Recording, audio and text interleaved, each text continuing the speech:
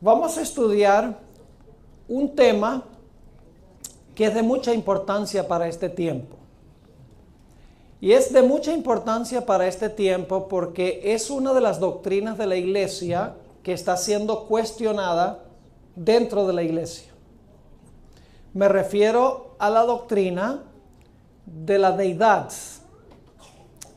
o como se conoce también la doctrina de la Trinidad. Vamos a estudiar en las 5 sesiones que vamos a tener juntos en detalle la importancia de esta doctrina para el cristianismo en general y específicamente para la iglesia adventista. Antes de entrar a nuestro estudio esta noche, el tema es titulado 1 más 1 más 1 igual 1. Ese es el título del primer tema de hoy. Yo sé que eso matemáticamente es absurdo, pero no estamos hablando de matemática, estamos hablando de teología, de Biblia. Vamos a inclinar nuestros rostros y vamos a pedir una bendición de parte de Dios para que nuestro estudio sea fructífero. Oremos. Nuestro Padre y nuestro Dios, gracias te damos por el privilegio de reunirnos en tu casa de oración. Gracias, Padre, por tu palabra, que es una guía segura en un mundo que anda confundido. Te damos gracias porque, a pesar de que aún en la iglesia algunos cuestionan las enseñanzas básicas de la iglesia, te damos gracias que tenemos tu palabra, que hace que las cosas queden absolutamente claras. Pedimos, Señor, que nos bendigas esta noche, mañana en la noche y el martes en nuestro estudio. Te ruego, Señor, que nos abras nuestras mentes para poder comprender y abras nuestros corazones para que podamos recibir. Te damos gracias de antemano por escuchar nuestra oración, porque te lo pedimos en el precioso nombre de tu Hijo, Cristo Jesús. Amén. La mayoría de las religiones paganas se caracterizan por ser politeístas, es decir, creen en múltiples dioses. En contraste con las religiones paganas está el judaísmo. El judaísmo es estrictamente monoteísta, es decir, creen en un solo Dios verdadero. Ahora, cuando nació el cristianismo, los cristianos tuvieron la difícil tarea de explicar cómo Dios puede ser uno y al mismo tiempo estar compuesto de 3 personas. Les resultó difícil a los cristianos alcanzar particularmente a los judíos, porque los cristianos enseñaban que el Padre es Dios, Jesucristo es Dios y el Espíritu Santo es Dios. Para el judaísmo eso era blasfemia, porque tener 3 personas era equivalente a politeísmo, es decir, tener múltiples dioses. Así que fue difícil para los primeros cristianos convencer a los judíos, que eran estrictamente monoteístas, de que Dios es uno, pero se compone de 3 personas. Ahora, la iglesia primitiva luchó con este problema. Sabemos que en los primeros siglos de la historia de la iglesia cristiana aparecieron varios grupos heréticos, varios grupos que enseñaron falsa doctrina, procurando explicar cómo es posible que haya un solo Dios, pero compuesto de 3 personas. Quiero mencionar al comienzo 3 de estas herejías que surgieron en la iglesia con el fin de tratar de explicar cómo es posible que el Padre es Dios, el Hijo es Dios y el Espíritu Santo es Dios. Un grupo de individuos que se conocen como ebionitas lucharon con la idea de cómo Jesús podía ser Dios y el Padre también podía ser Dios. Y llegaron a la conclusión de que Jesús, cuando nació en este mundo, nació como un mero hombre. Pero en el momento de su bautismo, el Señor Jesucristo fue adoptado como miembro de la deidad o como miembro de Dios. Claro, el problema con esta interpretación es que termina uno con un Dios absoluto y terminamos con un Dios pequeño. Porque la idea de que Jesús fue adoptado como Dios en el momento de su bautismo significa que no siempre fue Dios. Es decir, es Dios no en todo sentido de la palabra. Así que el problema no lo solucionaron en realidad los ebionitas. Otro grupo que se levantó fueron los sabelianistas. El nombre del que formó esta teoría fue Sabelio, por eso se conocen como sabelianistas. También se conocen como modalistas. Básicamente la idea era que hay una sola persona en Dios, pero esa persona se manifiesta en tres diferentes modos o tres diferentes formas. En el Antiguo Testamento se manifiesta como el Padre, en los Evangelios se manifiesta como el Hijo y en la edad de la iglesia se manifiesta como el Espíritu Santo, pero es una misma persona que se manifiesta en tres diferentes formas o tres diferentes maneras. Otra teoría que se levantó dentro de la iglesia cristiana fue lo que se conoce como el arrianismo. Y se conoce como arrianismo porque el que formó esta idea se llamaba Arrio. Y básicamente Arrio enseñaba que Jesús en los siglos de la eternidad del pasado, en algún momento fue creado por Dios el Padre. Es decir, fue la primera criatura hecha por el Padre. Según Arrio, Jesús, en otras palabras, tuvo un origen. Era Dios porque el Padre le dio el título o le dio el nombre de Dios, pero no era Dios en todo sentido de la palabra. Y Arrio también enseñaba que el Espíritu Santo no es una persona, sino que el Espíritu Santo en realidad es una fuerza activa de Dios, es como una corriente activa de Dios. Y de esa manera procuraron resolver el problema de cómo se puede creer que hay un solo Dios, pero al mismo tiempo compuesto de tres personas. Pero ninguna de estas soluciones son satisfactorias.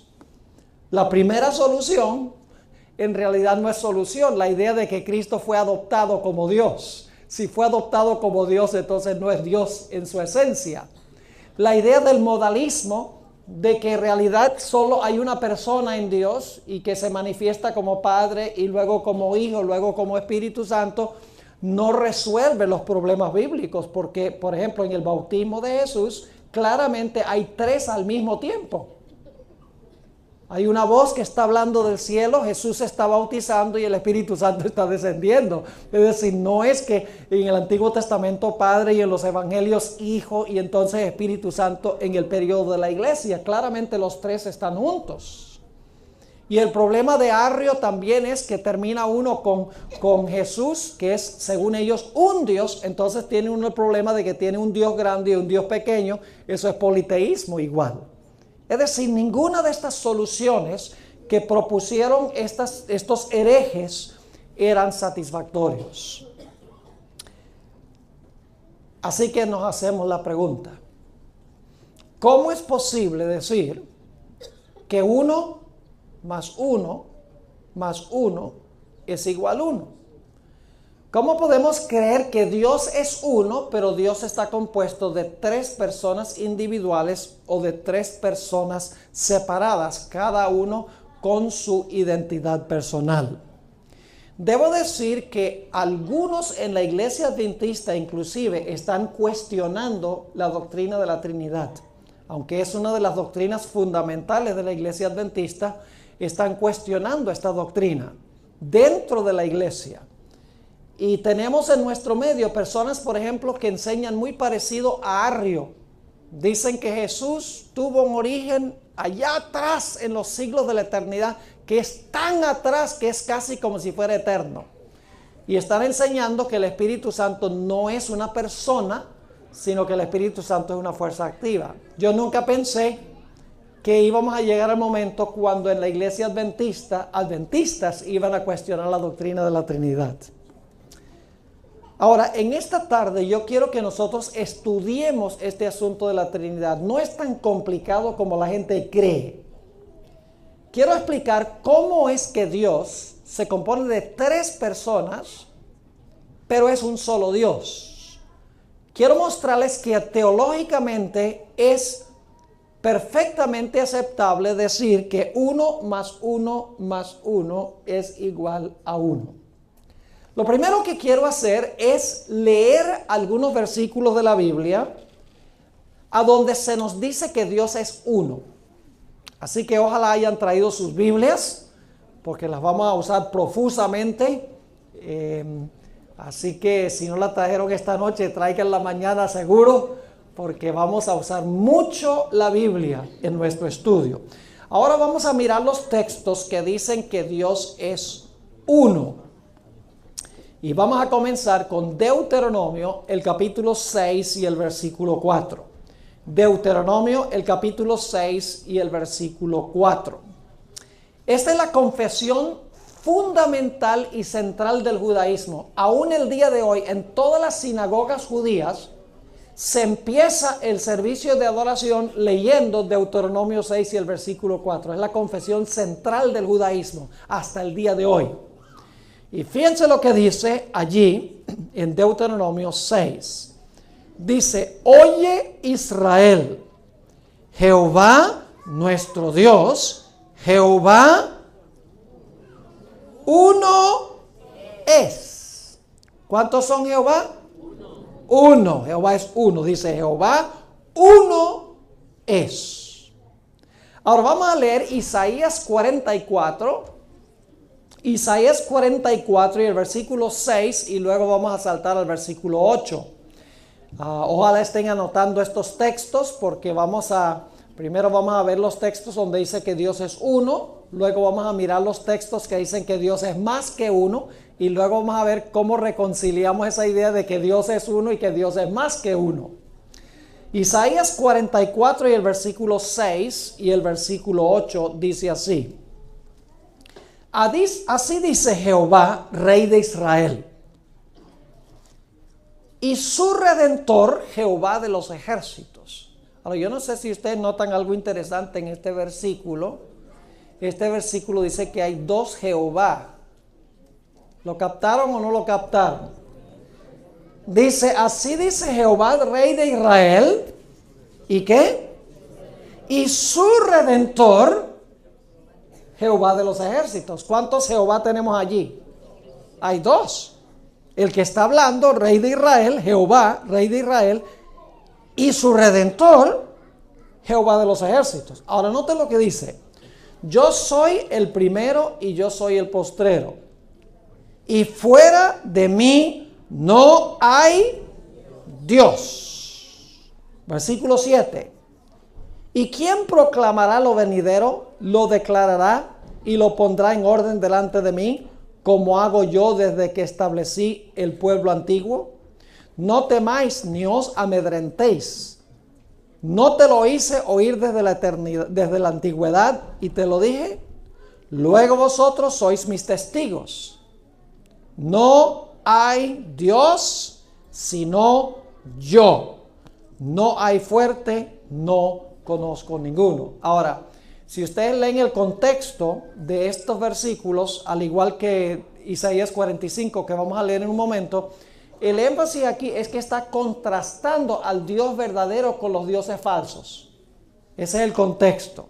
Dios está diciendo: ¿ustedes conocen algún Dios que es el creador del cielo y la tierra? ¿Ustedes conocen algún Dios que es el redentor? Dice: yo no conozco ninguno, yo soy el único. Es decir, el contraste es entre el Dios verdadero, creador y redentor, y los dioses falsos de las naciones paganas. Vamos a Isaías 45, 21 y 22. Isaías 45 y el versículo 21 y el versículo 22. Nuevamente la idea de que Dios es uno. Dice allí: en Isaías 45, 21, proclamad y hacedlos acercarse y entren todos en consulta. ¿Quién hizo oír esto desde el principio y lo tiene dicho desde entonces sino yo Jehová? Y ahora escuchen. Y no hay más Dios que yo, Dios justo y salvador, ningún otro fuera de mí. Mirad a mí y sed salvos todos los términos de la tierra, porque yo soy Dios y no hay más. ¿Cuántos dioses verdaderos hay? Un solo Dios verdadero. No hay más dioses, hay un solo Dios verdadero. Ahora vamos al Nuevo Testamento, Marcos 12, y vamos a leer el versículo 29 y entonces saltamos al versículo 32. Nuevamente Marcos 12 y el versículo 29 y entonces vamos a saltar al versículo 32. Jesús está hablando aquí a un joven que le hizo una pregunta. Y dice, Jesús le respondió, el primer mandamiento de todos es este: oye Israel, el Señor nuestro Dios, el Señor ¿qué? Uno es. Y luego el versículo 32 dice, entonces el escriba le dijo, bien, maestro, verdad has dicho, que uno es Dios y no hay otro fuera de él. ¿Cuántos son Dios? Dios es uno. Vez tras vez. Hay otros versículos que podría leer, pero solamente estoy leyendo algunos. Ustedes pueden buscar en una concordancia la palabra uno y van a encontrar muchos versículos más donde dice que Dios es uno, Dios es uno. No hay otro fuera de él. Dios es uno. Ahora vamos a Juan 10 y el versículo 30. Juan 10 y el versículo 30. Un versículo muy interesante. Aquí está hablando Jesús. Y fíjense lo que dijo Jesús. Y vamos a volver a este versículo porque es muy importante para entender en qué sentido es que 3 es igual a 1. Dice allí Jesús, yo y el Padre uno somos. Yo pregunto, ¿es posible que 2 sea igual a 1? Teológicamente, ¿es posible que 2 sea igual a 1? Teológicamente sí. No estamos hablando de matemática. Matemática, 2 igual a 1 es absurdo, es ridículo, ilógico. No es matemático. Pero no estamos hablando matemáticamente, estamos hablando bíblicamente, teológicamente. Este texto nos dice que hay 2 personas, pero las 2 personas son ¿qué? Las 2 personas son uno. Y todavía tenemos que explicar en qué sentido. Vamos a un texto más, Juan 14, 10 y 11. Solo unos 4 capítulos más adelante, Juan 14 y el versículo 10 y el versículo 11. Es muy interesante este pasaje. Dice aquí, Jesús da la impresión de que Él y el Padre son el mismo. Dice, ¿no crees que yo soy en el Padre y el Padre en mí? Interesante, ¿verdad? Jesús dice, yo estoy en el Padre y el Padre ¿qué?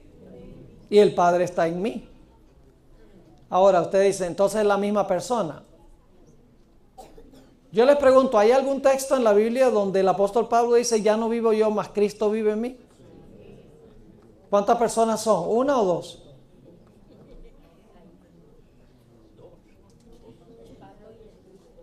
Cuando yo digo que Cristo vive en mí, ¿cuántas personas están involucradas? 2. Pero la Biblia lo describe como si fuera ¿qué? 1. Exactamente. Sigue diciendo, ¿no crees que yo soy en el Padre y el Padre en mí? Las palabras que yo os hablo, no las hablo por mi propia cuenta, sino que el Padre, ahora escuchen bien, que mora en mí, Él hace las obras. ¿A dónde moraba el Padre? En Jesús. ¿Son la misma persona? ¿Son la misma persona? No son la misma persona, son dos personas. Pero el Padre moraba ¿en quién? Moraba en Jesús. Yo pregunto, ¿es posible que Jesús more en mí? ¿Sí? ¿Y cuántas personas son cuando Jesús mora en mí? Son dos, ¿verdad? Pero en otro sentido son ¿qué? Son una persona o uno. Ahora, noten lo que dice el versículo 11. Creedme que yo soy en el Padre y el Padre en mí. De otra manera, creedme por las mismas obras. Así que tenemos una serie de versículos en la Biblia donde se nos dice que Dios es uno. Jesús está en el Padre está en Jesús. Jesús dice, yo y el Padre uno somos. Encontramos en Marcos el capítulo 12, dice que Dios es uno, no hay otro fuera de Él. Vez tras vez la Biblia dice que Dios es uno. Pero ahora escuchen bien. Hay otra serie de versículos que dicen que Dios es más que uno. Ahora aquí es que viene el problema. Leímos los versículos donde dice que Dios es uno. Pero hay una serie de versículos donde da la impresión de que Dios es más que uno. Vamos a leer algunos de esos versículos. Empecemos en Génesis 1 y el versículo 26. Ahora estamos creando el problema. Y luego vamos a buscar la solución del problema. ¿Ven cuál es el problema? Hay versículos que dicen que Dios es uno y hay versículos que dicen que Dios es más que uno. Ahora, ¿cómo reconcilia uno esos dos de series de versículos? Lo vamos a ver. Génesis 1:26.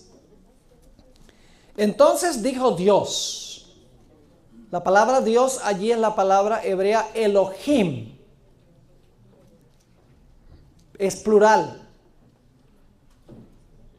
Es decir, se podría traducir dioses, dijo dioses. O dijo una pluralidad en Dios. Ahora escuche lo que dice. Entonces dijo Dios. ¿Cómo dice el siguiente verbo? Hagamos. ¿Una persona lo está haciendo o más que una? Más que una. Hagamos al hombre a nuestra imagen conforme a nuestra semejanza. Ve qué interesante. La palabra Dios es plural, una pluralidad de personas en la deidad. Y entonces dice, hagamos al hombre a nuestra imagen conforme a nuestra semejanza. Obviamente hay una pluralidad de personas aquí, porque los pronombres están en plural. Ahora sigamos con Génesis 11 y el versículo 7. Génesis 11 y el versículo 7. Está hablando aquí de la Torre de Babel y en nuestra segunda sesión vamos a volver a este texto tan importante. Génesis 11 y el versículo 7. Noten lo que dice. Está hablando Jehová. Dice ahora pues que descendamos. Y luego ¿qué dice? Y confundamos allí su lengua, para que ninguno entienda el habla de su compañero. Noten los verbos. Descendamos y ¿qué? Y confundamos allí sus lenguas. Y luego si leen el versículo 8 dice, así los esparció Jehová sobre la faz de la tierra. Es decir, Jehová fue el que hizo esto. Pero habla en plural, dice, descendamos y confundamos allí sus lenguas. Obviamente es más que una sola persona. Ahora, noten lo que dice en Isaías 61 y el versículo 1. Isaías 61 y el versículo 1. Quiero que noten que hay aquí tres personas. Dice en Isaías 61 y el versículo 1. Aquí está hablando Jesús proféticamente. Esto es la voz de Jesús hablando en el Antiguo Testamento, una profecía. Dice, el Espíritu,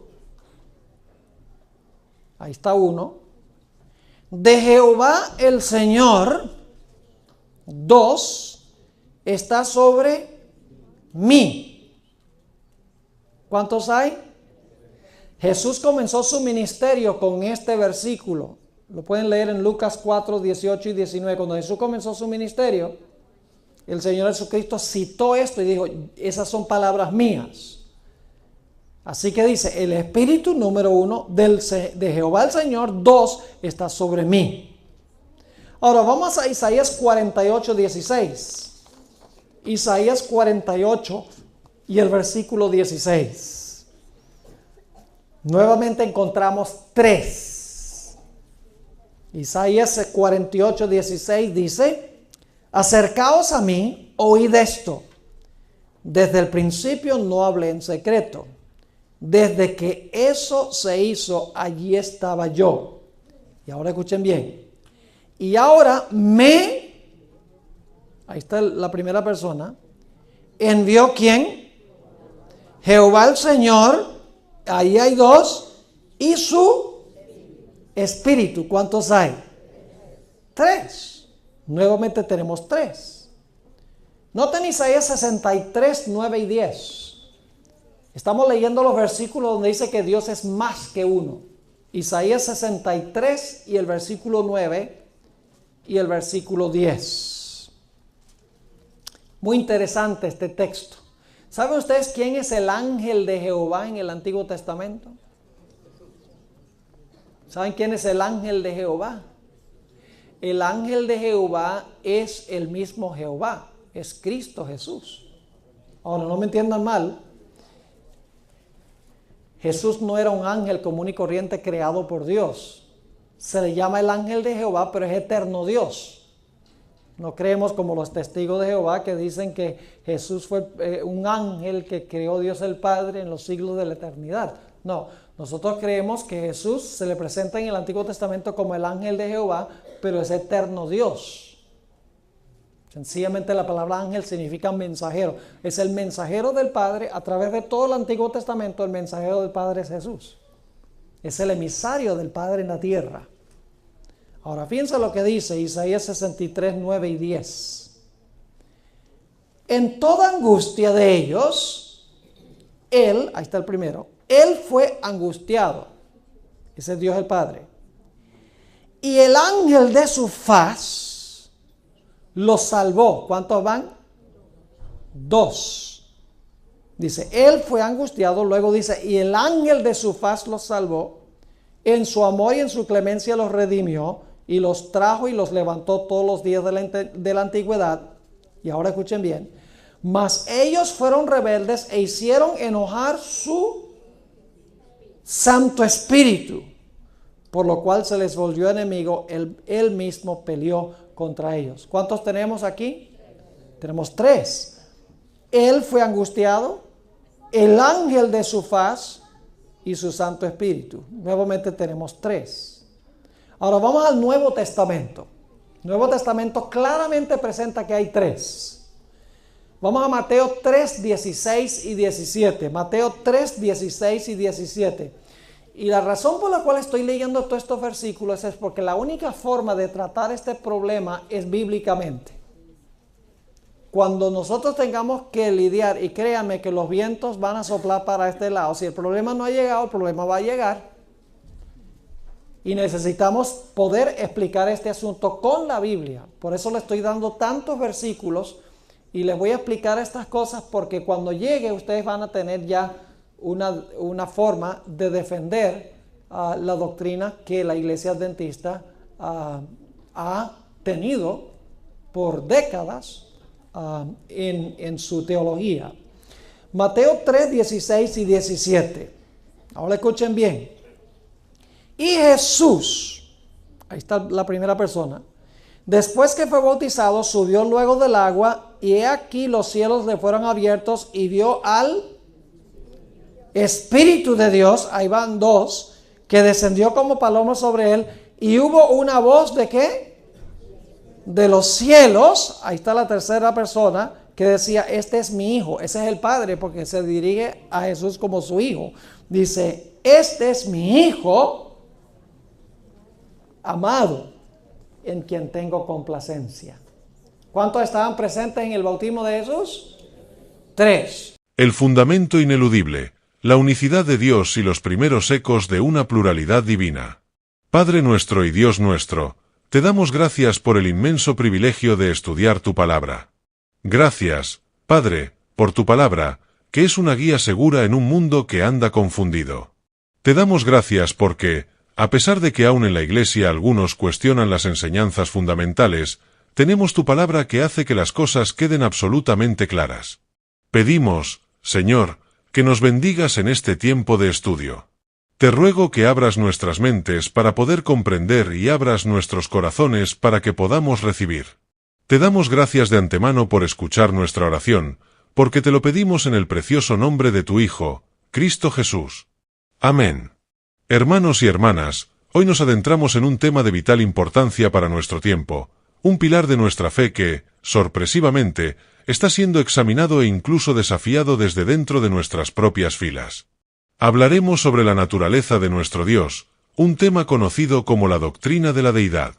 El título de nuestra reflexión de hoy es una aparente paradoja matemática: 1 más 1 más 1 igual a 1.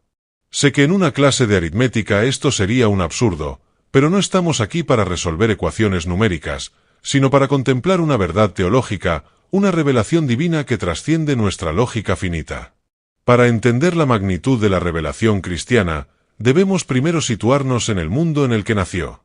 La mayoría de las religiones paganas de la antigüedad se caracterizaban por su politeísmo, adoraban a un panteón de dioses y diosas, cada uno gobernando un aspecto de la naturaleza o de la vida humana. En marcado y deliberado contraste, se levantó el pueblo de Israel con una confesión radicalmente distinta: el monoteísmo. La creencia en un solo y único Dios verdadero. Esta no era una simple preferencia teológica, era el corazón de su identidad y su pacto con el Creador. Cuando el cristianismo emergió del seno del judaísmo, los primeros creyentes se encontraron con una tarea monumental: explicar cómo podían mantener la fe en un solo Dios, y al mismo tiempo, proclamar la divinidad del Padre, la divinidad de Jesucristo y la divinidad del Espíritu Santo.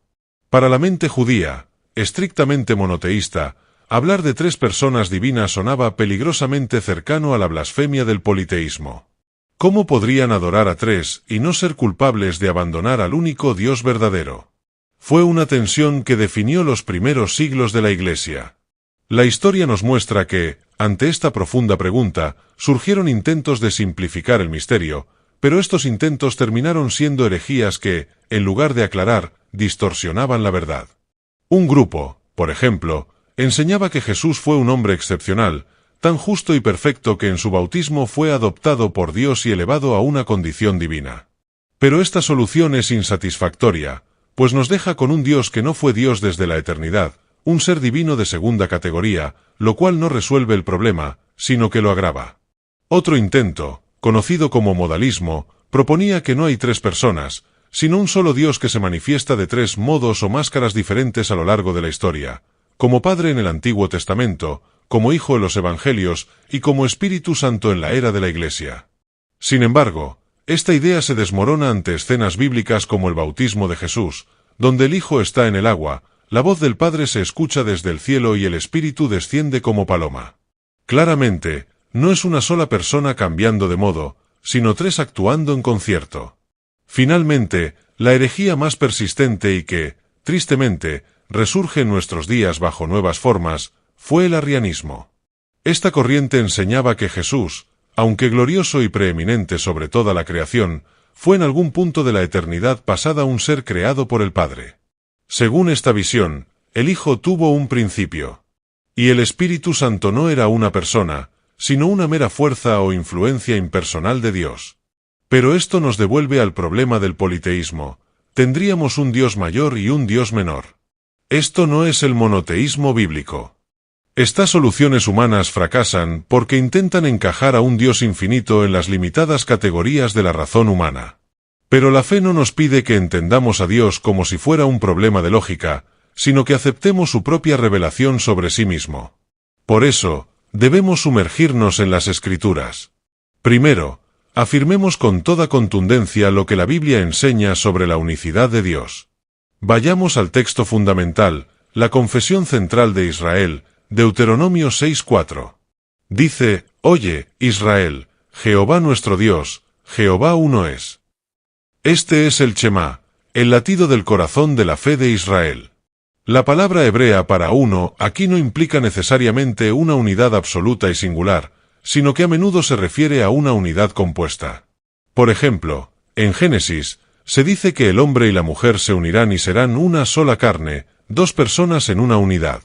De modo que, desde el principio, la unicidad de Dios declarada en este texto fundamental no excluye la posibilidad de una pluralidad dentro de esa unidad.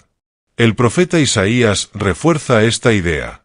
En Isaías 45, versículos 21 y 22, Dios mismo declara: «Y no hay más Dios que yo, Dios justo y salvador, ningún otro fuera de mí. Mirad a mí, y sed salvos, todos los términos de la tierra, porque yo soy Dios, y no hay más». El contexto es un contraste directo entre el único Dios verdadero, creador y redentor, y los ídolos impotentes de las naciones. La afirmación es sobre la exclusividad de su ser y su poder salvador. No hay otro. Jesús mismo, en el Nuevo Testamento, ratifica esta verdad. En Marcos 12:29, cuando le preguntan por el principal mandamiento, responde citando directamente el Shema: «Oye, Israel, el Señor nuestro Dios, el Señor uno es». El cristianismo, por tanto, no abandona el monoteísmo, lo afirma y lo profundiza. Sin embargo, y aquí es donde el misterio se despliega, la misma Escritura que tan vehementemente declara la unicidad de Dios, contiene desde sus primeras páginas indicios claros de una pluralidad dentro de la deidad. Volvamos al principio, a Génesis 1:26, entonces dijo Dios: «Hagamos al hombre a nuestra imagen, conforme a nuestra semejanza». Notemos la majestuosa construcción. El verbo dijo está en singular, refiriéndose a un solo ser que habla, Dios.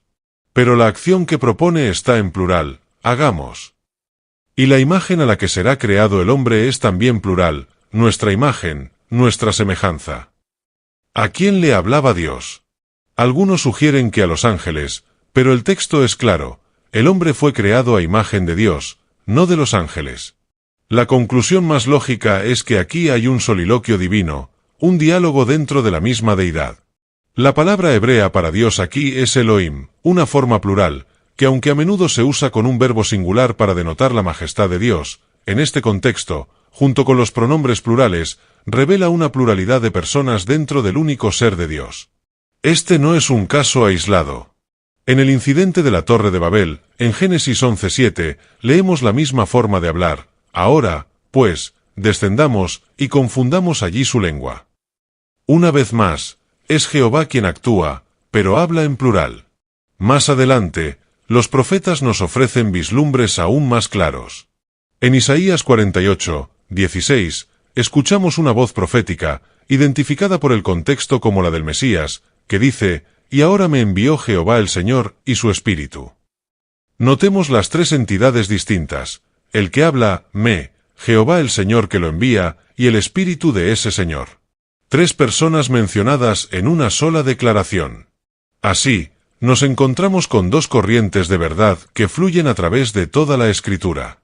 Por un lado, una afirmación innegociable: hay un solo Dios. Por otro, una revelación progresiva: este único Dios existe como una pluralidad de personas. No es una contradicción, es una paradoja divina. Hemos establecido el problema teológico. No hemos llegado a una contradicción, sino al umbral de una revelación más profunda sobre quién es nuestro Dios. En nuestro próximo encuentro, buscaremos reconciliar estas dos verdades, no con lógica humana, sino con la luz que la propia palabra de Dios nos provee. La revelación plena, la unidad de propósito, esencia y amor en la deidad. En nuestra reflexión anterior, establecimos una tensión fundamental que recorre las Escrituras. La Biblia declara con una fuerza inquebrantable que Dios es uno, pero al mismo tiempo nos revela una pluralidad de personas dentro de esa única deidad. Vimos cómo los intentos humanos de simplificar este misterio, como el arrianismo o el modalismo, terminan por distorsionar la revelación bíblica y disminuir la gloria de Dios. Rechazan la paradoja y al hacerlo, rechazan la verdad en su plenitud. Hoy, no intentaremos resolver el misterio como si fuera un acertijo, sino que buscaremos entender la naturaleza de esta unidad divina tal como Cristo mismo nos la reveló. La clave para entender cómo 1 y 1 más 1 es igual a 1 en la teología bíblica no se encuentra en la aritmética, sino en la relación. El Nuevo Testamento nos abre una ventana a la dinámica interna de la deidad, y lo hace a través de las palabras de Jesús. Vayamos a Juan 10:30, un versículo breve pero de una profundidad insondable. Jesús hace una declaración asombrosa: yo y el Padre uno somos. Analicemos esto con cuidado. Jesús no dice, yo soy el Padre. Él mantiene la distinción de personas al decir yo y el Padre, refiriéndose a dos. Sin embargo, afirma que estos dos uno son. ¿En qué sentido son uno? El contexto nos ilumina. Los judíos que lo escuchaban entendieron perfectamente la implicación de sus palabras. Lo acusaron de blasfemia porque tú, siendo hombre, te haces Dios. Versículo 33. La unidad de la que Jesús hablaba no era una fusión de identidades que borrara la distinción entre el Padre y el Hijo. Era una unidad de esencia, de naturaleza, de voluntad y de propósito. Es una unidad tan perfecta, tan absoluta, que ser uno con el Padre es ser Dios. El Padre es Dios, el Hijo es Dios, y sin embargo, no son dos dioses, sino un solo Dios. Esta idea se expande en Juan 14. Felipe, uno de sus discípulos, le pide, Señor, muéstranos al Padre, y nos basta. La respuesta de Jesús es una de las revelaciones más profundas de toda la Biblia. En los versículos 9 al 11, Él dice, tanto tiempo hace que estoy con vosotros, y no me has conocido, Felipe. El que me ha visto a mí, ha visto al Padre. ¿No crees que yo soy en el Padre, y el Padre en mí? Las palabras que yo os hablo, no las hablo por mi propia cuenta, sino que el Padre que mora en mí, Él hace las obras. Esta es la explicación divina de la unidad. Es una morada mutua. El Padre está en el Hijo, y el Hijo está en el Padre. No significa que sean la misma persona. Pensemos en la promesa que Cristo nos hace a nosotros. Él morará en nuestros corazones por la fe. Cuando Cristo mora en un creyente, ¿nos convertimos en una sola persona? No, seguimos siendo dos personas, pero unidas en una comunión tan íntima que el creyente puede decir como Pablo, ya no vivo yo, más vive Cristo en mí. Si esta unión íntima es posible entre un Dios infinito y un ser humano finito, cuanto más perfecta, eterna y esencial es la unión entre las personas de la deidad.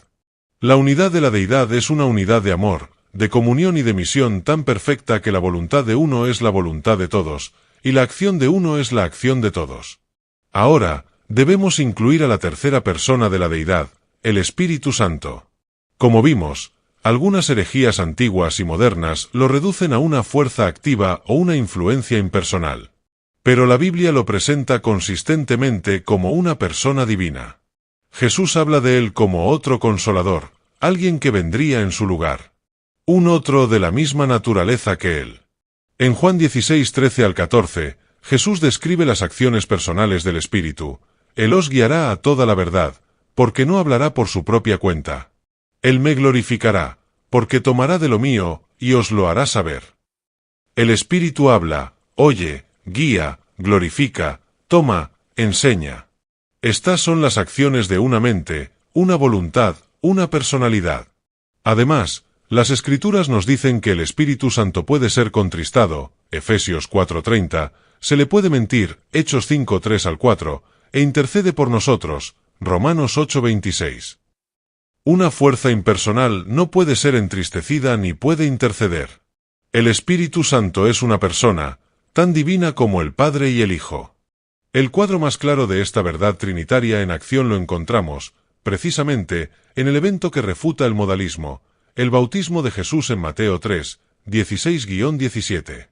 Leámoslo de nuevo, visualizando la escena. Y Jesús, después que fue bautizado, subió luego del agua, y aquí los cielos le fueron abiertos, y vio al Espíritu de Dios que descendía como paloma y venía sobre él.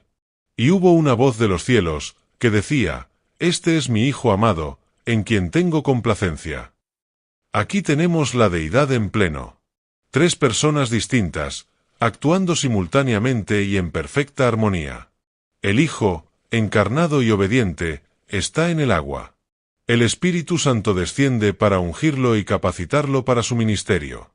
Y el Padre habla desde el cielo, afirmando la identidad y la misión del Hijo. No son tres modos de una persona, son tres personas Theo eternas y Theo iguales trabajando juntas en el plan de salvación. Entonces, ¿cómo es que 1 y 1 más 1 es igual a 1? Porque no estamos sumando tres dioses para obtener un total. Estamos contemplando a un único Dios cuyo ser subsiste eternamente en tres personas, Padre, Hijo y Espíritu Santo.